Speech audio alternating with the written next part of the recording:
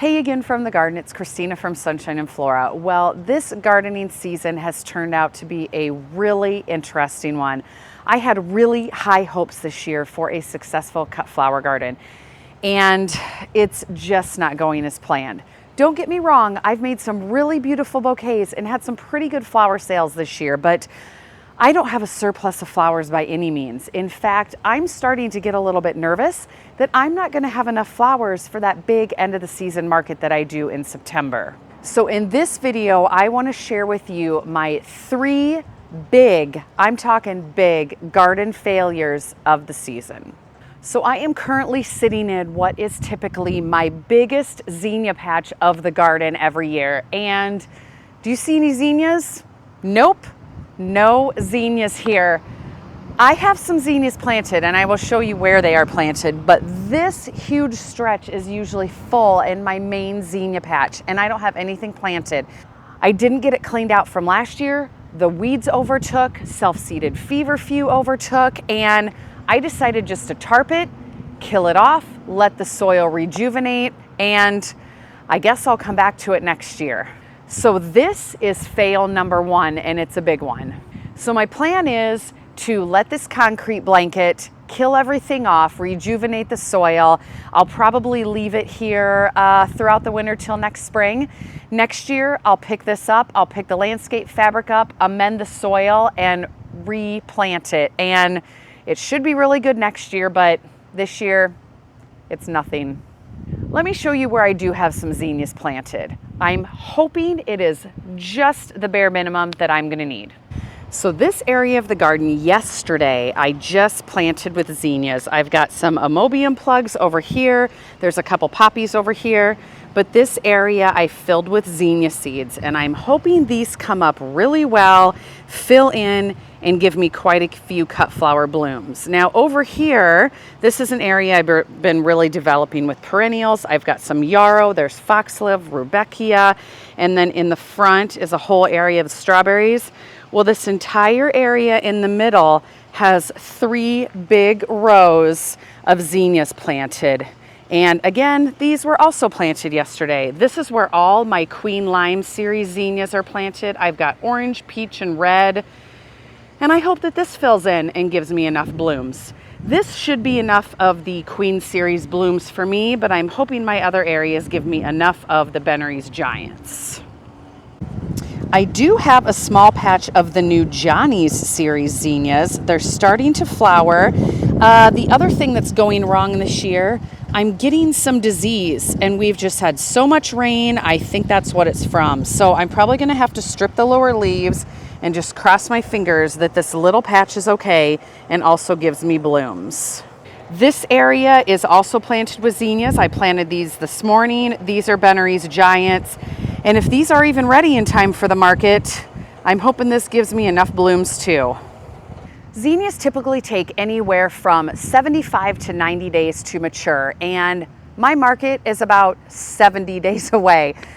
So those numbers don't match up. However, this area where I grow, things tend to mature quicker. My sunflowers tend to mature quicker, I think just because of the heat that is here. So I'm hoping the zinnias that I planted the last few days will at least give me enough blooms for my little jelly jars. They don't have to be tall, they just have to be mature. So crossing my fingers for that. Okay, let's move on to failure number 2. So failure number 2 is my sunflower patch. I have only done 1 planting of sunflowers this season. That is terrible. I usually have 2 to 3 in by now. Now they're almost ready. They're hopefully going to bloom next week. They're looking really good. But as we move down the line, they end here, and this whole area is not yet planted. In fact, it's looking absolutely horrible. This afternoon I worked to completely clear this area, so hopefully it can be tilled and I can at least get about 400 sunflowers planted before the weekend. But I still have this entire patch to go. So one of the main reasons that I have had such a hard time planting the garden this year is rain. We have had so much rain. Last week, I let my rain gauge go for maybe a day and a half, 2 days at the most. I emptied almost 6 inches out of it. We've just had so much rain lately. The ground is not drying up. It's solid mud, which you just cannot plant in. And the weeds are going crazy. I did not take care of the garden last fall, and the rain this spring, it's a bad combination. So this fall, I'm already planning on how I'm gonna do things different. But the sunflower patch, the main reason is the rain. It's too wet, I haven't been able to till it. We've got a little break in the forecast, and so I'm very hopeful that I can at least get that little patch tilled before the weekend. I think I can fit 300 to 400 sunflowers in that spot. That would give me 300 to 400 sunflowers, hopefully for that end of the season market. I usually like to do my sunflowers spaced out every couple weeks, so I'm hopeful I can get another big succession in and have all of those for that market as well. This year, I may have to switch up what I'm doing for that market. Failure number 3 will explain that, but I may be just doing big sunflower bouquets, which, don't get me wrong, would sell, but it would just be a little different than what I normally do. So with that, let's head over to failure number 3. This might be the biggest one of all. So failure number 3 is my dahlia patch. And in fact, I'm standing in my dahlia patch. This is a really beautiful background, but these are not dahlias. So this is my dahlia patch. Are you guys depressed yet? Because I am. I have not yet planted a single dahlia tuber, and usually I have them planted 3 to 4 weeks ahead of right now. The same thing happened as with my sunflowers. It kept raining and raining, and I actually came through and dug my trenches, and it rained again, and now my trenches are full.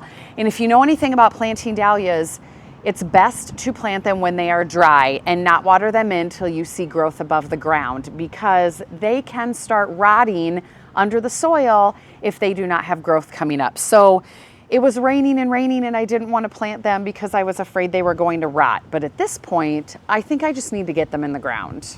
So here I have 2 rows, or 2 planting beds where I would have 4 rows of dahlias. And then over here are 2.5 more planting beds where I would fit 5 rows of dahlias. And at this point, I'm thinking I'm just gonna pop them in the ground, plant them really close together just to save the tubers and see if I can get them to multiply for next year. The good thing is I didn't spend any money on dahlia tubers this year. I saved all of my tubers and had 0 cost in it. So I'm not out anything, but I am out something because I saved all these tubers and would have had all of these beautiful flowers. So like I said, at this point, I think I just want to get the tubers in the ground, try to save the tubers. Maybe they'll multiply a little bit and I will be able to save them again for next year. I don't know if I'll get any blooms this year. I just want to try and save the tubers. So that's the plan. Hopefully in the next week, I can redig the trenches, plant them super close together just to save them, and we'll see what happens. All right, so that's gonna do it for this video. This was like the most real life garden video you will ever see. You know, I like to portray an accurate depiction of my gardening for you guys. I don't sugarcoat it. Clearly I have weeds. I have a bazillion weeds this year, and I know everyone has weeds in their garden. So I don't just show little parts of the garden to make things look beautiful. Obviously, I showed you the most ugly parts of my garden in this video. So if you're having a bad year, and chances are there's others that are having a bad year, don't feel so bad about it because it's happening to all of us. I do, however, have a lot of beautiful parts of the garden, and I will be showing you those in the next video in my garden tour, so watch for that. But I just wanted to update you on 3 major fails, and if you're having failures, it's okay. Plan again for next year. So anyway, I hope you enjoyed seeing this video. I hope maybe it helped you feel better about your garden, and stay tuned for a lot more yet this cut flower season. Please subscribe to my channel, share it with your friends, and we'll see you soon.